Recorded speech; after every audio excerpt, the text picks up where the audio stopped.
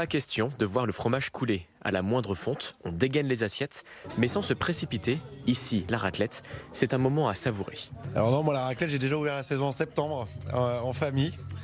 On ne rigole pas, c'est pas sympa. De la convivialité, là on le fait tous ensemble, on rigole autour du fromage, c'est un beau moment et c'est un vrai moment de partage. Qu'on soit les plus gros consommateurs, moi je pense que c'est normal. Quand on a des températures un peu fraîches, c'est l'occasion de se tenir chaud aussi. Alors Welsh, on en a toute l'année, la raclette c'est juste à un moment donné de la saison.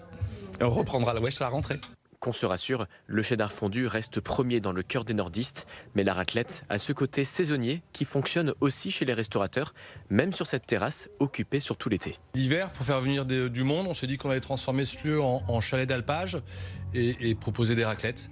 Il se trouve que la raclette, c'est le plat préféré des Français l'hiver. Donc voilà, on a la chance d'avoir une vue absolument exceptionnelle. Une expérience donc qui plaît surtout aux grands consommateurs de fromage que nous sommes. La raclette à elle seule fait 25% du chiffre d'affaires pour cette fromagerie. Il faut savoir qu'on a plus de 500 fromages dans les Hauts-de-France, donc on est la région de France avec le plus de diversité fromagère. On a depuis cette année un producteur de raclette dans les Flandres qui nous fait une raclette à la bière justement avec la brasserie, une collaboration avec la brasserie des Trois Monts. La saison de la raclette devrait durer jusque mars, alors tant que le fromage continue de fondre, il y aura des amateurs pour se servir.